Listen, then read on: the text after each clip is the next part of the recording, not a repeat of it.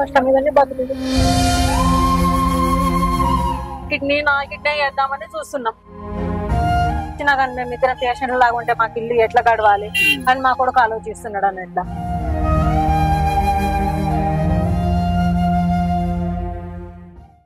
నమస్తే, welcome to Suman TV Karimnagar. నేను మీ Anil. Auto మన ఇండియాలో కొన్ని లక్షల మందికి జీవనాధారం ఈ ఆటో. అంటే తమ కుటుంబ పోషణ కోసం చాలా మంది ఆటో డ్రైవర్లుగా మారి ఆ రోజు ఉదయం నుండి రాత్రి వరకు ఆటో తోలుతూ తమ కుటుంబాన్ని పోషిస్తుంటారు. మామూలుగా మనం 90s 85 90s 95 ఆ టైంలో 45+ అంటే 45-50 సంవత్సరాల వాళ్ళు ఆటో ఎక్కువ నడిపేవాళ్ళు. అంటే ఆటో నడుపుకుంటూ జీవనం సాగించే వాళ్ళు. కాలక్రమేణా ఏం జరిగిందంటే కుటుంబ భారం పోషణ భరించలేక, అంటే కుటుంబంలో దీన పరిస్థితి ఎదురయ్యి, అంటే అమ్మ చనిపోవడమో, నాన్న చనిపోవడమో, చెల్లికి పెళ్లి చేయడమో, లేదంటే తమ్ముడిని చదువు కోసం అని చెప్పేసి దాని తర్వాత కాలక్రమేణా అది ఏమైందంటే చాలా మంది కూడా ఆటో డ్రైవర్గా మారడం జరిగింది. అంటే 20 నుండి, అంటే లైసెన్స్ వస్తే చాలు, లైసెన్స్ వచ్చే ఏజ్ ఉంటే ఆ 20 years నుండి 30 వరకు కూడా చాలా మంది కూడా ఆటో కార్మికులుగా మారి తమ కుటుంబాన్ని పోషించుకున్నారు కూడా చాలా మంది. సో అంటే ఒక 20 సంవత్సరాల వయసులో ఆటో నడుపుతున్నారంటే వాళ్ళకి మన కుటుంబ పరిస్థితి మనం అర్థం చేసుకోవచ్చు ఎంత దారుణంగా ఉంటుందో. అలాంటిది ఒక మహిళ తన కుటుంబ పోషించుకోవడం కోసం ఆటో నడుపుతుందంటే ఆ మహిళ యొక్క కుటుంబ పరిస్థితి ఎంత దీనస్థితి ఉందో మనం అర్థం చేసుకోవచ్చు. ఎస్, కరీంనగర్ లో ఉన్నటువంటి కొత్తపల్లికి చెందినటువంటి మహిళ, 55 సంవత్సరాల పైన మహిళ ఆటో నడుపుకుంటూ తన కుటుంబాన్ని పోషించుకుంటుందంటే ఆ మహిళ యొక్క పరిస్థితి మనం అర్థం చేసుకోవచ్చు. వాళ్ళ కుటుంబం పరిస్థితి మామూలుగా చాలా మంది కూడా అబ్బాయిలలో అంటే ఆటో నడపడానికి, ఆటో కొనుక్కు నడుపుకోరా అని చెప్తే చాలా మంది కూడా నామూజ్గా ఫీల్ అవుతారు. అంటే షేమ్ గా ఫీల్ అవుతుంటారు. అంటే నేను ఆటో నడుపుకోవాలన్నట్టుగా చాలా మంది షేమ్ ఫీల్ అయ్యి చాలా మంది కూడా కారు కొనుక్కోవడం, ట్యాక్సీ కొనుక్కోవడం, అంటే కొంచెం అఫీషియల్ గా అనిపిస్తుంది కార్ అయితే అన్నట్టుగా చాలా మంది ఆటోలు కాకుండా కార్లు కొనుక్కొని, అంటే నామూజ్గా ఉంటుందని చెప్పి చాలా మంది కార్లు కొనుక్కొని ట్యాక్సీ నడిపించిన వాళ్ళు ఉన్నారు. అలాంటిది ఒక మహిళ, 50 సంవత్సరాలు పైబడిన మహిళ ఆటో నడుపుతుంది తన కుటుంబాన్ని పోషించడం కోసం. అసలు ఏం జరిగింది? ఆ మహిళ ఆటో నడుపుకోవాల్సిన పరిస్థితి ఎందుకు వచ్చింది? ఒక 50 సంవత్సరాల పైన, అంటే ఇంట్లో పిల్లలు ఉంటే తన శేష జీవితాన్ని ఇంట్లో హాయిగా గడుపుకోవాల్సిన మహిళ, 55 సంవత్సరాల పైబడ్డ మహిళ ఆటో నడుపుతుందంటే దాని వెనకాల ఎంత కథ ఉందని మనం అర్థం చేసుకోవచ్చు. ఎంత బాధ, ఎంత ఆవేదన ఉంటే ఆ మహిళ ఆటో నడుపుతుందని మనం అర్థం చేసుకోవచ్చు. ఒకసారి మాట్లాడదాం అమ్మతోని.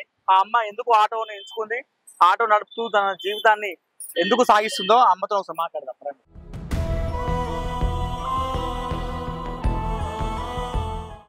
అమ్మది వచ్చేసి, అమ్మ పేరు ఉమా. మన కరీంనగర్ జిల్లా మొలకనూరు కొత్తపల్లి గ్రామానికి చెందినటువంటి ఉమా గారు 55 ఏళ్ల వయసులో ఆటో నడుపుతున్నారు. మనం వచ్చినాం ఎందుకు ఆటో నడుపుతున్నారు అడుగుదాం. అమ్మ నమస్తే. అమ్మ చాలా మంది కూడా, అబ్బాయిలలో కూడా చాలా మంది కూడా ఆటో అంటే కొంతమంది నామూజ్గా ఫీల్ అవుతారు, కొంతమంది నడుపుతారు, కొంతమంది అంటే ఆటో నడపాలని చెప్పేసి చాలా మంది కార్లు కొనుక్కొని ట్యాక్సీ నడుపుకున్న వాళ్ళు ఉన్నారు. కానీ ఆటో అంటే నామూజ్గా ఫీల్ అవుతారు. అలాంటి ఉన్న సమాజంలో మీరు ఒక మహిళ అయి ఉండి ఆటో నడపాల్సిన అవసరం ఏమొచ్చింది? మా వారు పిల్లలు చిన్నగా ఉన్నప్పుడే చనిపోయింది. చనిపోయినాక ఇక ఇక్కడనే కరీంనగర్కి వచ్చి మేము 20 సంవత్సరాలు అవుతుంది. మా బాబులు ఆయనే చదివిపించిన, ఎంత ఏదో పని చేసుకుంటా బతికేదాన్ని. ఇక అమ్మాయికి పెళ్లి అయింది, అమ్మాయికి పెళ్లి చేసిన. పెద్ద అబ్బాయికి కూడా కట్నం లేకుండానే మ్యారేజ్ చేసుకున్నాడు. వాళ్ళు చాలా బీదోళ్ళు. వాళ్ళు కూడా వాళ్ళకు కూడా ఏం లేదు. మేమే అంటే ఇంకా మాకంటే చాలా బీదోళ్ళు. ఆమెకి 2 ఆడపిల్లలు. దాంట్లో మా అమ్మాయిని చూసిండు, చూసి సరే అనుకుని ఏం లేకున్నా కానీ పెళ్లి చేసే పరిస్థితి కూడా లేదు వాళ్ళ. తిరుపతి కాడ మామూలుగా గుళ్ళ పెళ్లి చేసుకొని వచ్చింది. 2, ఒక పాప ఒక బాబు.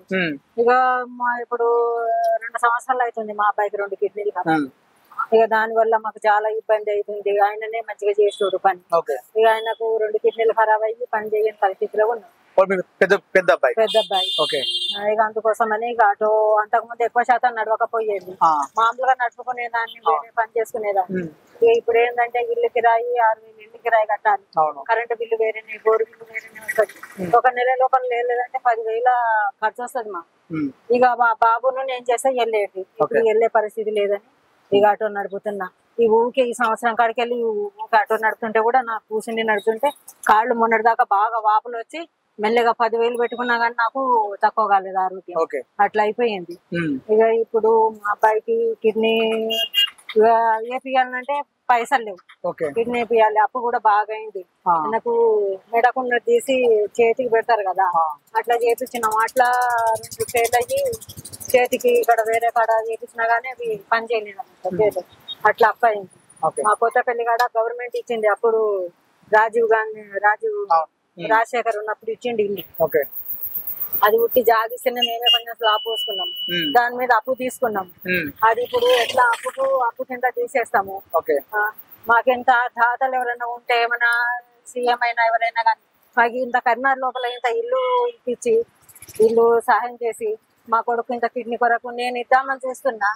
నేను ఇద్దామని చూస్తే మా కొడుకు ఏమంటున్నాడంటే, అమ్మ నువ్వు నేను ఇద్దరం బెడ్డుకుంటే మా వెళ్ళే పరిస్థితి ఎట్లా, పిల్ల చిన్న ఇస్తా అనుకుంటున్నా కిడ్నీ నేనే ఇద్దామనుకుంటా. కానీ ఇచ్చినా కానీ మేము ఇద్దరం పేషెంట్ లాగా ఉంటే మాకు ఇల్లు ఎట్లా గడవాలి అని మా కొడుకు ఆలోచిస్తున్నాడు అన్నట్ల.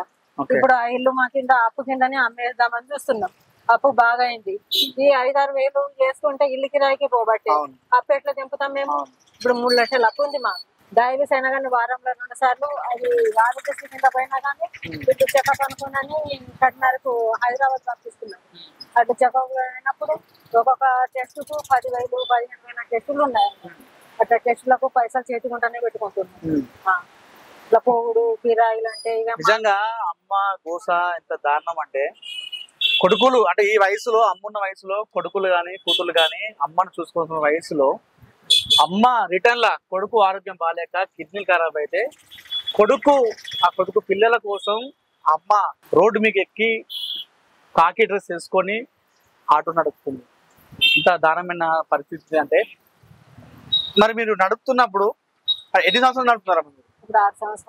6 సంవత్సరాల నుండి 6 ఏళ్ల నుంచి వెళ్ళి ఆటో నడుపుతున్నాం అంటే ఎంత దారుణమైన పరిస్థితి. మామూలుగా మనం యంగ్స్టర్స్ చాలా మంది ఉంటారు, 30-40 వాళ్ళు ఉన్న వాళ్ళు కూడా ఆ ఒక వెహికల్ ట్రాక్టర్ ఆటో నడిపితే ఒక సంవత్సరం 2 years లో వాళ్ళు విపరీతమైనటువంటి నొప్పులతో చాలా మంది ఆటోను బంద్ చేసి వేరే ఫీల్డ్కి వెళ్ళిపోయిన వాళ్ళు ఉన్నారు. అలాంటిది అమ్మ తన కుటుంబ పోషణ కోసం ఇప్పటికీ 6 సంవత్సరాలుగా ఆటో రొప్పుతూనే ఉంది తన కుటుంబం కోసం. మరి బయట ఏమంటారు అమ్మ నడుపుతుంటే, ఎందుకమ్మా నడుపుతున్నాడు? కొంతమంది అడిగితే ఇట్లా మా కొడుకు కొరకు ఖరాబ్ అయినాయి, పని చేయలేకపోతున్నాడు కోసం నడుపుతున్నాను. ఇక అందరు ఎవరు అడగరు, ఎక్కువ శాతము ఇక దేని కొరకు నడుపుతారు అన్నట్లు అనుకుంటారు. అంటే మీకు ఇట్లా అనిపించలేదు మరి ఆటో నడిపితే బాగుంటుంది అని, ఒక మహిళను ఆటో నడిపితే బాగుంటుంది చూసిన వాళ్ళు కూడా నవ్వుకుంటారేమో అని ఏం అనుకోలేక? మా అబ్బాయికి అట్లే ఉంది. ఇప్పుడు మా పెద్ద అబ్బాయికి పరిస్థితి ఉన్నా కానీ ఏమనుకుంటారు, నలుగురు నువ్వు ఆటో నడిపితే వద్దు, నువ్వు నడపవద్దు అంటారు. ఇప్పుడు ఈ ఛానల్ లోపల కూడా వచ్చినా కానీ కొంచెం ఫీలింగ్ వేరేటిగా అందరు చూస్తారు, అందరు వేరేటిగా అన్నట్లు ఆయన ఉంటుంది. కానీ అందుకే కొంతమంది ఎక్కువ అడిగినా గానీ నేను ఇట్లా మాట్లాడలేకపోతున్నాను. తప్పేది చేయట్లేదు, ఇది ఏమైతుంది మనకేం నామూర్ద పని ఏమున్నది అనేసి నేను అంటా మా అబ్బాయి తోటి. ఆయన అట్లా అంటాడు, వచ్చేది ఏమున్నది మనకు అట్లా నడిపితే అందరు వేరేటిగా అనుకుంటారు. ఏదైనా పని చేయమంటే మా అబ్బాయికి ఆరోగ్యం బాగాలేకుంటే హాస్పిటల్లో చేసుకుంటా అటో నడిపేదాన్ని. ఇప్పుడు నెల రోజుల దాకా ఆయనకు పట్టుకొని తిరుగుడు చేసాడు. ఎవరకు మా అంటే 2 రోజులు 3 రోజులు సెలవులు ఇస్తారు, ఎక్కువ రోజులు అయితే ఇవ్వరు కదా. వాళ్ళకి ఇది తీసేసిండు అన్నట్లు వేరే వాళ్ళని పెట్టుకున్నారు. ఇప్పుడు పూర్తిగా దీని మీద ఆధారపడి కూడా. అంటే అమ్మ వాళ్ళ భర్త చనిపోవడంతో తన జీవనాధారం ఆటోనే కాబట్టి అదే ఆటోను నడుపుకుంటూ తన కుటుంబాన్ని పోషిస్తుంది ఉమమ్మ గారు. అమ్మ మరి ఎట్లా అమ్మ మరి నొప్పులు, ఈ బాడీ పెయిన్స్ ఎట్లా తట్టుకుంటారమ్మా మరి మీరు? ఏదో మరి కష్టం చేయాలి కదా బాబు, చేయకుంటే ఎట్లా? మాకు అత్తగారు సంపాదించింది లేదు, తల్లిగారు సంపాదించింది లేదు, చేతి కష్టం మీదనే బతుకుతుంది. ఇల్లైనా కానీ మాకు ప్రభుత్వం అయినా కానీ ఉన్నోళ్ళకే ఇస్తుంది, మా సొంతోళ్ళకు అది చెయ్యదు. జీవనధారలో కూడా కిడ్నీ కొరకు పెట్టినాం. మా అబ్బాయికి కిడ్నీ వస్తాం ఇప్పుడు సంవత్సరం అవుతుంది, దాని కొరకు కూడా ఏం లేదు. మా అబ్బాయికి అందరికి పింఛన్ ఇస్తున్నారంట ఇట్లా డయాలిసిస్ వాళ్ళకు. ఆ పింఛన్ కొరకు కూడా అప్లై చేసినాం, దాన్ని కూడా మళ్ళీ ఏమి అది కాలేదు. ఇప్పుడు మీకు ఏం కావాలని కోరుకుంటారా చెప్పండి? మాకు ఇంత కన్నర్లో ఇల్లు ఇచ్చినా గానీ నా ఏమనుకో చూస్తున్నాం, మా కాడ ఇల్లు ఉన్నా గానీ అప్పు కిందనే పోతుంది. అప్పు ఇక అమ్ముదామని చూస్తున్నాం అన్నట్టు. మీరు పోయొచ్చిన ఆటోకే ఛార్జీలు అయిపోతాయి, బస్ ఛార్జ్ అయిపోతాయి. ఇక మా వానికి రోజు ఇక్కడికి డైలస్ ఇవ్వండి, ఎప్పుడు బెడ్ కావాలంటే అప్పుడే పిలుస్తున్నారు. ఇప్పుడు నేను ఆటో నడుపుకొని పోయినా గానీ ఫోన్ చేస్తాడు వెంటనే. ఇక వాళ్ళ భార్య ఇన్ని రోజులు ఇంట్లో ఉండే మామూలుగా జాకెట్లు వస్తే కుట్టేది, అసలు ఆమె కూడా ఒక షాప్ లో చేస్తుంది. చిన్న పిల్లలు 2 ఉన్నారు. అమ్మాయికి 11 సంవత్సరాలు ఉంటది, అబ్బాయికి 8 సంవత్సరాలు ఉంటాయి. చిన్నోళ్ళే. మా అబ్బాయి ఏజ్ కూడా చిన్నది, 30 సంవత్సరాలు ఉంటాడు కావచ్చు, 30-35 ఉంటాడు. ఆయన ఏజ్ కూడా బాగానే. పిల్లలు కూడా ఇంకా వాళ్ళకు నేనన్నా అన్ని చూసినా గానీ వాడు పిల్లల కొరకు ఏం చూసిండు, అది కొంచెం బాగా చిన్న వయసు. డాక్టర్లు ఏమన్నంటే లివర్ మీద కూడా ఎఫెక్ట్ పడ్డది అనుకోనని అంటున్నారు. అందుకోసమని చేసి నా కిడ్నీ వేద్దామని చూస్తున్నాం. వేరే కొనాలంటే ఒక్కొక్కరు కొని వేసుకున్నారంట. కిడ్నీ తీసుకుంటే 20 లక్షలు 10 లక్షలు అవుతుందంట. అంత పెట్టుకుని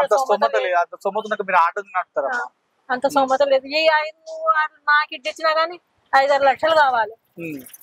నా కిడ్నీ ఇచ్చినా గానీ అదే ఆలోచిస్తున్నాం. అమ్మ నువ్వు నేను ఇద్దరం పెట్టుకుంటే ఎట్లా వెళ్ళాలి, ఇల్లుకి తినడానికి అది ఇది అని మా అబ్బాయి అంటున్నాడు.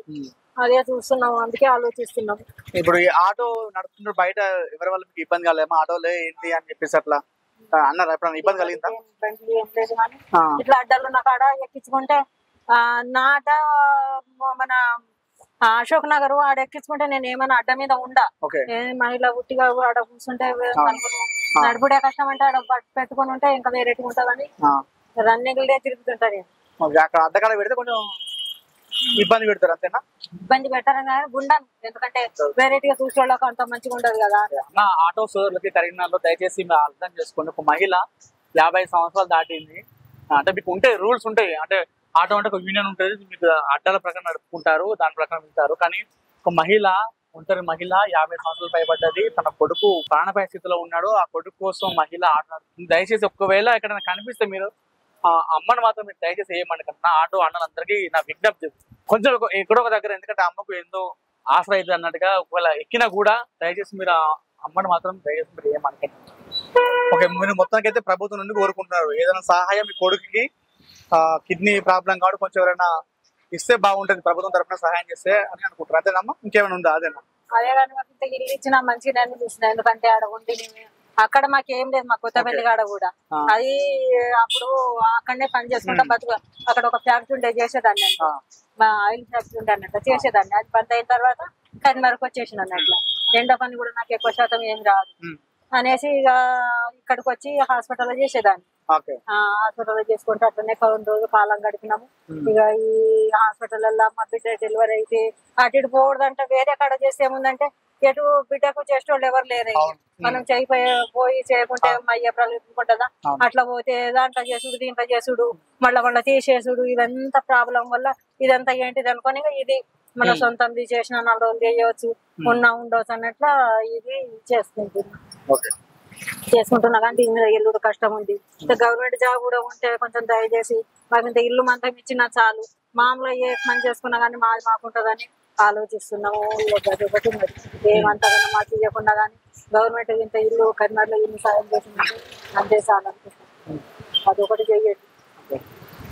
కుటుంబం కోసం శేష జీవితాన్ని ప్రశాంతంగా గడపకుండా కుటుంబం కోసం రాత్రింబవళ్ళు ఆటో నడుపుతూ కష్టపడుతున్న ఉమ్మమ్మకు సుమన్ టీవీ సెల్యూట్ చేస్తూ దయచేసి ప్రభుత్వాలు ఇలాంటి వారిపైన కొంచెం దయ చూపించాలనుకుంటున్నాను. ఎందుకంటే ఒక మహిళ భర్త చనిపోతే ఆధారం ఏం లేక కుటుంబ పెద్దదిక్కు లేకపోతే తన భర్త నడిపిన ఆటోని నడుపుకుంటూ కుటుంబాన్ని పోషిస్తుంది. ఈ సమయంలో కొడుకుకు కిడ్నీలు ఖరాబ్ అయిపోయి అతను 2 కిడ్నీలు ఖరాబ్ అయిపోతే తనకు ప్రాణాపాయ స్థితిలో డయాలసిస్ చేసుకోవాలి ప్రతి వారం. అది చేసుకోవడానికి డబ్బులు లేక తీన స్థితిలో ఆ కుటుంబం కొట్టుమిట్టాడుతుంది.